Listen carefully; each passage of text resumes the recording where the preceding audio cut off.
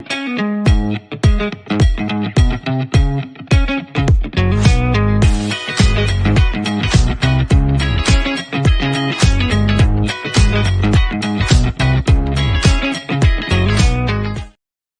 evening. Welcome to Leicester Fan TV. My name is Phil. We're live every Monday night. So get your views in, get your comments in. What do you want to talk about? Obviously, was it a decent draw against Coventry or were you disappointed? We seem to have a lot of the plate. We want to know your views and your comments. Were we misfiring up front? That's the title of the show tonight. What was going on there? We had quite a lot of the ball, quite a lot of chances, but couldn't get it in the back of the net. So was it points dropped against Coventry? We want your views. We want your comments. And of course, we've got West Brom trip on Friday night. So lots and lots of things for you to talk about. I'll put a link in there if you want to come on and tell us via camera, or just get as many comments as you can and we'll react to them tonight. The Leicester City machine is on the march again. Leicester Fan TV presents a variety of content like fan discussions, match analysis, and engaging with Leicester fans worldwide. We want your views live, thanks to our sponsors, Everard's, Pucker Pies, Hologram, Take Me, Newbie & Co, and the Fox's Arms. Want to watch more content like this? Hit the like button. Give us your views. Hit subscribe to Leicester Fan TV and make sure to follow Leicester Fan TV on all socials.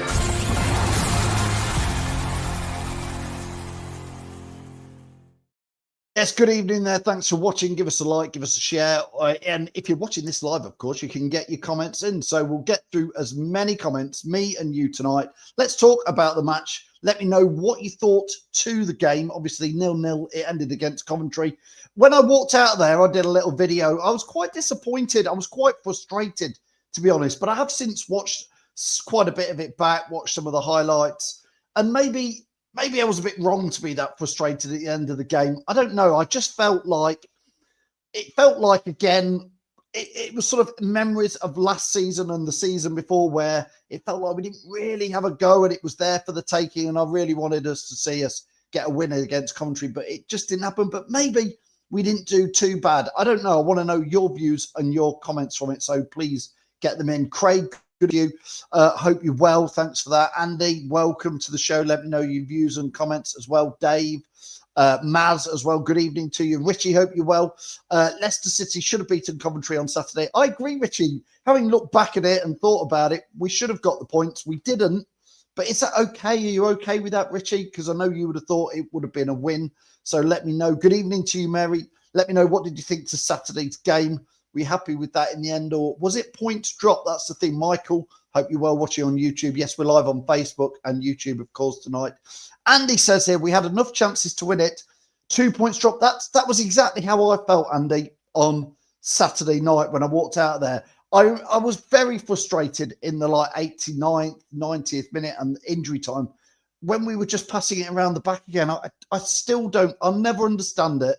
When you can see the big clock on the big scoreboard and it's saying 89, 90 minutes and it's 0-0, that we're still playing. We were playing the Stolicic to Fies to Vestergaard back and back. It was like, now's the time to have a go.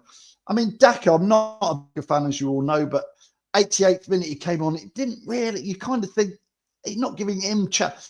I'm not a fan of Daka, but if you bring him on in the 88th minute, what do you really expect him to that?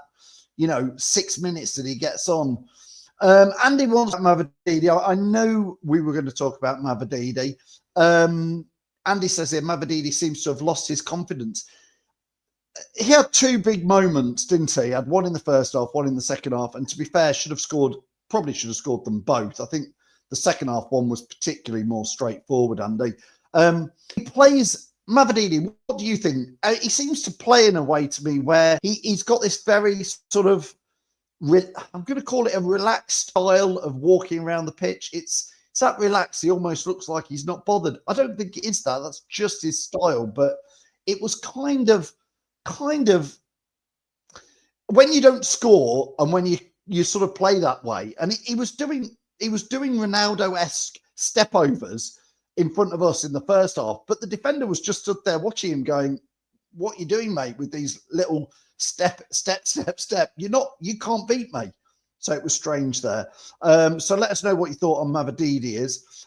We need to be winning at home, but I have to say, not much evidence of plan B. I know that's the first time I've said under Marty, where was plan B on Saturday? And I had fans saying, shut up about plan B already. But I just think at 0-0, I'd want to see us. And like Dave says here, I agree. Coventry soon worked us out. I think Coventry had us worked out from the very, very first minute in there. I'm going to put the link out there again. If anybody wants to click on, just click on the link and you can come and give us your views. I can see Nick's clicked on, so he'll be joining us very, very shortly. Just let us in there. Dave also goes on. Yeah, sorry, I'll put that one on there saying we need to be winning at home. I agree. Patrick, hope you're well, says new striker needs to start on Friday. I would agree with you. What did you think of him, Patrick, when he came on? Looked okay-ish, I thought. Didn't get too involved. Had one header. Would have been nice to see him score. I'm not going to criticise him for not scoring it. It was a big chance, but he missed it. Playing well, but still need a striker. We got one, Gary, but he needs to play. Jane says, too much negative football and too slow. I have to agree with you at times. Very, very predictable, I would say. Mary says, we really need to stop kicking it the goalkeeper a bit harder and kick it up. I'm a bit like that. Let's get Nick in as well. I'm going to add Nick in. Nick, good evening. Hope you're well. Mate, you're all right. Yes, you're looking very pretty in pink, if I may say so, tonight. It's better than this season's pink shirt. So I actually would agree with you there. I think they're all right, these pink shirts, but I think that one is better than this one's. But anyway, Nick, lots of people, lots of views in here. Andy says they think Carranza needs to be starting against the Baggies on Friday night. What was your thoughts of Carranza? Obviously came on at about 20 minutes. Oh, from what he could read into 20 minutes of football under him, I thought he did okay. Big chance, Nick. A big chance. Yeah. Should he have scored it? Well, I don't know. I think it's a bit harsh to expect him to score it, but Mavididi should have definitely scored. So, is it Mavididi you want to talk about? Well, not necessarily. I mean, there's a lot of, not so much negativity, but I think a lot of people kind of disappointed on, but I think we kind of cancelled each other out in a way. So I'm just more than happy that we didn't lose to them. It'd be perfect. Yeah. Totally says here, Cov fans totally deluded. They've won one trophy in around 100 years. Richie says, play Carranza in the next game instead of Ayew. I actually thought, especially in the first half, Ayew had a good game, working hard as a supporting role, Nick. I don't know what your thought was in, but he was not. We were absolutely without a striker in that first half. But Ayew's not a striker, though, Phil. So under the circumstances, no, but I think under the circumstances, I think Ayew's done all right so far this season to be put into that situation. I would more lean towards him playing in that 10 role, but we'll have to see what Marty comes up with on day. I was impressed with Jordan James. I thought he looked very good. Yes, indeed. Somebody's just put in there. I'll find it on there. Andy says it didn't understand the JJ sub. Thought he was having a good game. I thought he did have a good game actually. I thought he did. I thought he was really good. No, he was really good. Him and I thought Winks had a good game. Thought Ricky did okay, but obviously he's still getting his fitness. He's still getting his fitness up because he missed pre-season, didn't he? So there was definitely positives to take. I've listened to the Radio Leicester, after the game finished, a lot of the punditry, what they said, and Pipe said there was definitely positives to take. It was you couldn't get angry and you couldn't get elated. It was one of those. It was a bit as Pipe said. See, I was quite frustrated, Nick. And Neil says here we had a couple of good chances, but the positives are that we didn't lose and we kept a clean sheet against a decent side. So I do see the positives. Yeah. Personally, I was just frustrated. Again, we've got another comment in here from Scooby says, how many times or years have we heard we have no plan B, lol? What is plan B? Plan B for me, Nick, is just that, you've got 5 or 10 minutes left and you actually have a go to try and win the game. I didn't feel we did that. No, we didn't. And I'm kind of with you, mate, to be perfectly honest. I can't stand this tippy-tappy football. But what we're all forgetting is the big wigs and top and all that lot, they want this tippy-tappy football. Personally, I'm not for it. I think it's boring. I prefer old school counter-attacking on, wingers running down, whipping crosses in. I prefer that. throwing the kitchen sink at them. I'm with you, Nick. I prefer counter-attacking football and something a bit more progressive, but I will accept the passing football. I think under Marty, generally, it's been a bit more progressive, but on Saturday, I'll accept the passing football. But when it gets to the 90th minute and you're doing it around your own penalty box, it's like you are settling for a 0-0 draw. And Coventry were settling. I just didn't want us to settle. No, I get that. And I think that's probably was in their players' minds thinking, well, they're happy with a draw and we must have been happy with a draw.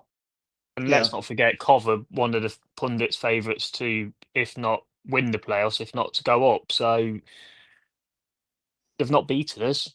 And I don't think they look brilliant anyway, Phil, to be perfectly honest. I don't think there's anything to worry about throughout the season. If that's the way they're going to play all season, I can't see it. I think they'll fall away. Yeah. Jordan says here, keep your comments coming in, by the way. We're trying to get as many on and react to them. Jordan says here, need to stop relying on Abdul all the time. Nick, I thought Abdul Fatawu had a really, really good first half and then kind of drifted out the game in that second half. I don't know if they started to suss him out. First half, Fatawu was fantastic, but I agree with you. I think second half, I think Lampard obviously changed something to not so much mark him out the game, but he wasn't nowhere near as effective as he was the first half for me. Monga, though, when he came on the left-hand side in replace of Mavididi, this is why I said to Reedy yesterday on the Aftermath show, for me, I'll be dropping Mavididi for a couple of games and put him on the bench and bring either Monga in or even give Dakova Reeder a start on the left-hand side. Yeah. I think Mavididi needs a spell on the sidelines a little bit because he's a confidence player and his confidence is down the toilet at the minute, mate. I mean, that in the first half, right in front of us, we sit in the new standing area, but effectively behind the goal family stand end. He got that good chance. It was through, and he looked like he tried to chop the ball back onto his other foot, and you kind of think just bury it. And then obviously the other big chance he had in the second half was right at the other end to us, so it's hard to see how clear it was. But then when I watched it back on like highlights, I go, oof, he really was straight in front of goal there. Yeah. I mean, I think Mavididi 2 years ago under Enzo, when, this time 2 years ago, he would have buried it because he had all that confidence going in, didn't he?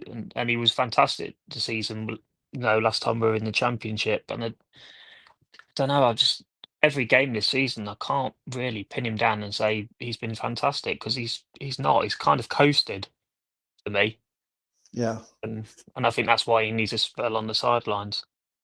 Here's a comment from Anthony, Anthony says here, get somebody on other than Thomas taking corners. I think we had at least 3 people on Saturday take corners. I think Ayew took some. I think Thomas took some. I thought JJ took 1 or 2. And all of them were really not very good. I don't want to say they were awful, but it's like, for a start, why have we got 3 different people taking corners? It's like nobody can seem to put a ball in. And it's not the first year it's been a problem, but I don't get it, Nick. To be perfectly honest, mate, we've not really, for years, we've not had anybody really, even when we had the likes of Maddison playing for us. He wasn't very good. No, he couldn't. He couldn't take the a first corners. man. No, so it's not like it's a new thing. We've been going through this issue for years. I mean, for me, I know what you're going to best say. crosser of the ball was Albrighton, and he was never put on corners, which again to this day still blows my mind why he wasn't whacked on corners. And what I actually thought you were going to say, Nick, is you remember, as I remember, the era where corners for Leicester was a staple thing. We didn't score every corner, of course we didn't, but it normally caused an issue. And I'm going back to the people of like Jerry Taggart, Matty and Walshy and all these Elliott, all these players where you put it there and we've got Vestergaard, we've got Wout Thies, we've got Ayew in there. We should be causing a bit of an issue with a corner. Like you say. To me, mate, Vestergaard and Fass ain't fit to tie Stevie Walsh's and Matty Elliott's and Tagg's shoelaces because Vestergaard, for example, he's probably the tallest player on the pitch. He's got an advantage, but since he's been here, when has he used it from a set piece? He's never used it from a corner at all. And you think with his height and his frame, It's perfect. Whip it in and let him not. Hoof was good at it, Yeah. but Wes Vestergaard, got a no. few. Yeah. Yeah. But no, not for me. Jordan says here, let's put it this way. If Daka was missing that chance, he would have got bags of stick for it. Jordan, are you talking about the Mavididi miss or are you talking about the Carranza miss? Because they're both misses. I think Yeah, but both. Jordan, it's all well and good, but Daka's scored 1 goal in 40 games. Let that sink in. In 40 games, is that the real stat? That's what I've heard. I heard that on Radio Leicester. 1 goal in 40 games. Tony, here's one for you. You were talking about Monga. Tony says here, the Monga effect is wearing Mavididi down. He's struggling against a 16-year-old.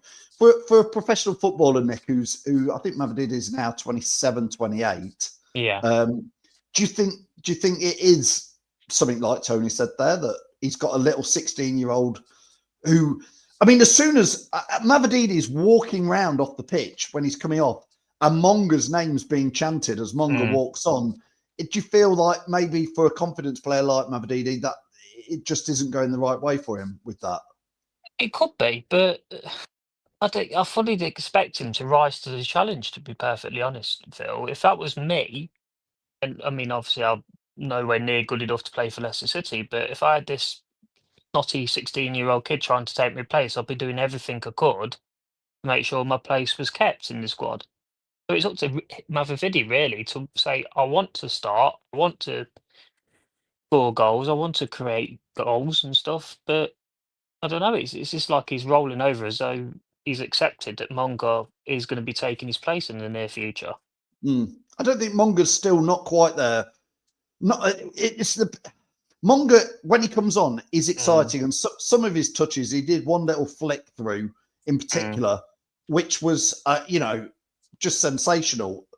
But he's still learning. Obviously, I'm never going to criticize a 16-year-old. He's still learning. When he puts it then in the box, does he find his man? Does he make the right thing? So he is still very much learning. So I think we kind of got Mavididi, who you want more from, and Monga, who you know is learning and young. It's like neither's quite got that licked on that left-hand side. No, I mean, we are probably forgetting we've got Dakova Reed that's now back, who can play on that left-hand side. I mean, everybody starts with a clean slate under Marty, don't they? So maybe you bring him in against West Brom. I'm sure he'll give it a go. It's a tough place to go and get a result down at the Hawthorns. It's not, and we haven't got the goat this time. We've had a habit of scoring against them at the Hawthorns. Yeah, Tony says here, why did Mavididi walk off the pitch towards the Cov fans rather than, he's going to say there, the Leicester Cov? I think he came off that end of the pitch, Tony, to be fair, but he did walk incredibly slowly in front of everybody, and he looked miffed off, or I don't know. It was a strange, slow walk off. He wasn't injured. It was just strange. Quissy says, I think Mavididi got the proper hump over knowing he's on and off due to Monga coming on, though he's sulking, doesn't like the competition early, obviously. Jordan says competition is healthy. Mavs should try harder, which is what you're saying, Nick. Yeah. Gary says Monga still needs another season under his belt. This is Gary. I'm with you. I don't think he's there yet. Obviously, there'll be some fans saying Monga should start, Nick, on Friday, but for me, I don't think that is right for Monga yet to chuck him in, because I think it's you've got to manage him. Myself to chuck a 16-year-old into the starting 11 and expect him to do amazing things from minute one. For me, this season, it should be a case of building him up, getting some games time under his belt, and maybe even being a bit of an impact player this season. But you're going to have to look at it, whether you're going to use Dakova Reed on the left or stick with Amadi Bum Mavididi. Yeah. Because I can't think of any players else that can do that position.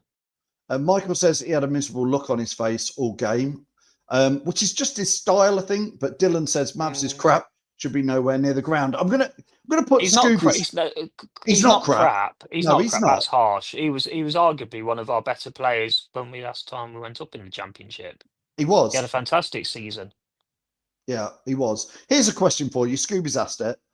Scooby says 10 games, give him, see where we are. But do you think this manager is the guy to do it? So I'm going to start off by saying, Scooby, that is a great question, and one I've already thought we will do. But you started off by saying after 10 games, and I would say that is the time to have more of that debate. We're 6 games in, but I generally think, so I like what I'm seeing from Marty Cifuentes, Scooby. I genuinely think he is the right guy for us after... I prefer what I'm seeing from him and hearing from him than even Enzo. I definitely think he's got more about him than Steve Cooper and Rude. So I think I'm all in on Marty. I think it's the players who, whether they're going to do what he wants, is the biggest question. The only time I've questioned Marty after 6 games was Saturday with 5-10 minutes to go, was let's go win this. And I thought that was going to be his attitude, and I didn't see it. Nick, what's your it's very early, but what are your thoughts on Scooby's question there? I like Marty Cifuentes. I think since he's come here, I think he's doing everything the right way. You know, he's like you said, he's not afraid to make substitutions at half time to try and change a game. But he's probably not got a plan. But I think you could argue that his style of football, while it is similar to Enzo, it's a bit more faster than Enzo ball. Generally. And yeah. Although I did walk out on Saturday, and like I said, Nick, I was a bit like, I was frustrated. And a fan could hear me moaning to my lads about it. And he turned around and he goes, it was like we had Enzo back in charge, wasn't it? And I went, well, I never said that, but actually, you're quite right, mate. I don't know. I think Marty's doing everything he can under the situation he's under. Yeah. And we're also forgetting, again, he didn't take pre-season because Kingy ended up doing vast majority of it. I think his first pre-season was the Fiorentina game. Yeah. So, you know, he's doing well under the circumstances. I think so. I think it's something to come back to. I mean, Nick, we've got 3 games. We've got West Brom, we've got Wrexham, we've got Swansea in the space of pretty much 7 days. I think after those 3, that'll be 9 games. And again, if we do well in those next 3 games, it will make the draw at Oxford not look so bad and the draw against Coventry look so bad. I think if we go to West Brom and have a dodgy result, if we have another draw against Wrexham and then, you know, lose away at Swansea or something, it's very different, isn't it, after 9 games? It is, but you can also look at the table as well. I mean, so far, we're doing all right in the table. We're comfortably in the playoffs so far, and you're still going to get these anomalies in the scores and where people sit in the tables. I mean, Middlesbrough have not been beaten yet. Do we see Borough going the season unbeaten or being champions? Because I can't see it, but we don't know. I mean, they have been up there or thereabouts the last 2 or 3 seasons, so I wouldn't be that surprised to see them in the top 6. Scooby, you answer the question. What do you think to him? And let us know, Scooby. I want to know what you think. Calvin says here, Mavididi needs to be sold in January by somebody with some actual quality in there. Richie says, get behind Marty, the manager. Yeah, I think everybody is Richie, to be fair. Reese says he is the man for the job. He needs a proper transfer window where we don't have to sell any problem. I mean, to be fair, we literally didn't spend a penny, Reese. So thanks for your comment. I totally agree. He's not had anything in there. Jane says Marty is okay. It's the players. I kind of would agree whether the players, I think he's getting them all on board. Tony says here, Oxford beat Bristol City and drew with Coventry. They did indeed. Brad says Fies played well, but also seems to slow the game so much at times. Well, we're back into like how we used to play with Fies to Vestergaard, a lot of passy ball. Mary says in here, we'll definitely score against Wrexham if Danny Ward is in goal. I mean, we'll talk about Wrexham next week. But Nick, just before we wrap up the last 5 minutes or so, a trip to West Brom on Friday should be exciting. And they're okay. They've had some mixed results this season, a bit like we have. Yeah, and the Hawthorns isn't the nicest place to go and get results at the best of times. You know, it can be quite intimidating, especially when the lights are on and the dark days are coming in. And I'd like to see a couple of changes from the team that I saw on Saturday. Yeah, I'd like to. I want Samare out, and I want Ricky P in Samare's place. Do you know, Reedy said that during the game. He said, I'd have Ricky P in midfield and have Hamza back there. Is that what you're thinking? Well, my reasoning for it is when Ricky's starting at right back, he's automatically going into the centre midfield anyway. He's inverting into that centre midfield. So if that's the case, put him in there from the first minute. Take Samari out. Let's be fair, Phil, it's been poor 2 games in the last 2 games. Hamza's not done a Do you bad think job at so? right back so far. Do you think Samara? You see, I'm not Samara's biggest fan, but I would say at Championship level, I thought he's looked okay. I still think he looks lazy at times, but He's very lazy. This is level. I can't see I how we bought him to play Europe ball, but don't know, mate. I'm not a fan either, but for me, those 2 positions in that pivot, I would have Winks and Ricardo myself. I think they both do a job, and also Ricardo will give you a bit more creativity in the middle of the park. And they say Hamza's not done a bad job, so it kind of felt a little bit harsh that he got drops on Saturday for right back, because I think he's done well so far this season. The only sort of one that's going to be tricky is I thought Jordan James played well on Saturday, but if we're going to need Carranza, what do we do with Ayo? Because I think he's done all right in the number 10. So, do you know what I mean? Is that strange one who starts in the 10? Would it be Ayu or Jordan James? I think this is just me, Nick, and I want to know what everybody else says in there.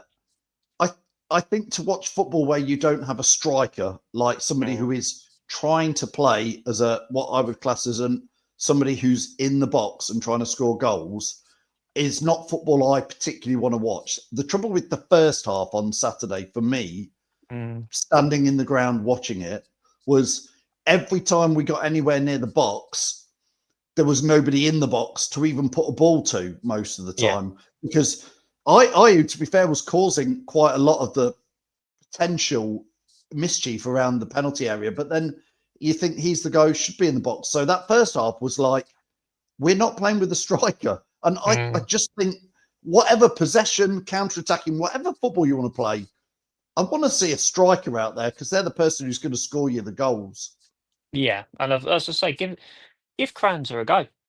I mean, we are whipping these balls in off the wings and stuff, and it'd be better to have a target man striker that we've not had for years. So give him a go. If he's rubbish, then we can always rely on Daka to score. I mean, I know Daka, like you say, but I mean, I thought it was strange that Daka only came on in the 88th minute. It's kind of like, what do you expect him to do in 4 minutes? I think that's quite telling, really, isn't it? Because if Marty's not bringing him on till 88 minutes, I think that tells you everything you need to know. That he'd rather bring him on with like 2-3 minutes left to try and nick something. He's obviously not been impressed with his output than what he's seen so far this season. Daniel says here, his ideal lineup is Carranza up top, Ayu in Cam, Jordan James and Winks in midfield. Ayu holds up the play. He's unbelievably good. I would say Ayu does a lot of the work around a striker, but he needs somebody with him, else he's kind of doing the thing and then looking for somebody who isn't there, which is tricky in there. Let us just know, if you're watching this, we've got literally a minute or so left. Would you start Carranza on Friday? Would you start him as a striker? Nick, are you saying you would? Yeah, I would. I'd start him. I mean, that's what we've got him in for, isn't it? Is to be the striker. Yeah, I mean, I'd give him a go. Just throw him in. See if he sinks or swims. Yeah, it's a no-brainer for me. Like you say, Ayu's not a striker, so we need somebody. Well, he's if you look at his previous clubs and stuff, his stats ain't exactly fantastic, but has he had a run of games? Do you know what I mean? That breeds confidence in itself. So throw him in. Carranza did one thing which shows you that he's a striker, and the sort of striker that I normally quite like, to be fair. In the second, obviously, when he came on, he got the ball into his feet and he pretty much laid it off. I don't know if you remember it, laid it off, just a little pass. But his first thing to do was to spin and run straight towards the goal. And I saw him do that, and I went, "That's what I want to see from a striker." And Jamie Vardy didn't always play it that way either, but it was a bit more Leonardo Ulloa type of stuff. Maybe just get the ball, little knock off, and I'm straight. I'm going 180 degrees, and I'm heading for that goal. Nothing came of it, but I was like, that's what I want to see on the pitch. Oh, just as I say, if they can work on that type of play this week before they have to go to the Hawthorns, it's a no-brainer not to throw him in for me, Phil. Yeah. Because like you say, you're creating those chances. We need a striker that can tuck them away. Yeah. Richie says start Carranza. Gary says yes, definitely starting. Michael says yes. Scott says Fatawu looked a bit isolated. It certainly in the second half, maybe. Gav says JJ has to start. Thought the boy was on fire against Coventry. Yeah, we've definitely said that, Gav. We would agree with you on that. Carranza is a perfect Marty player, gets the ball one touch, bang, every time, and then he gets in the box, which is just what we're saying, Reese. I agree with you on that in there. Anne says Carranza needs to start, needs game time. Jane says he looked up for it when he came on, eager and willing was Carranza. Gav says, yeah, everyone has been calling for a striker. Give him a start. And Henry says, Reese, he's talking about to Reese here. He did a killer pass to Mavididi, but he didn't score. Yeah, he's talking about Ayew. I think Ayew does create, he holds up the ball and looks after it well. And he says you wouldn't be doubting Ayew if Mavididi scored. Yeah, I tend to agree with what Henry says there. Nick, just before you go, early score prediction for West Brom? 2-1, Leicester. Yeah, I'm hoping for a win because, again, I don't want to put you on the spot, Nick, but a draw's not the end of the world. An away draw is not the end of the world. A defeat, a defeat at West Brom heaps pressure on the Wrexham game next Tuesday. And it also starts to make the previous results look worse, doesn't it, if we lose at West Brom? Yeah, you could look at it from that point of view, but I don't know. It all depends on what team Marty puts out. Because like you said, though, we've got like 3 games now in, 7 days coming up. So I think there's going to have to be some sort of rotation. So, I mean,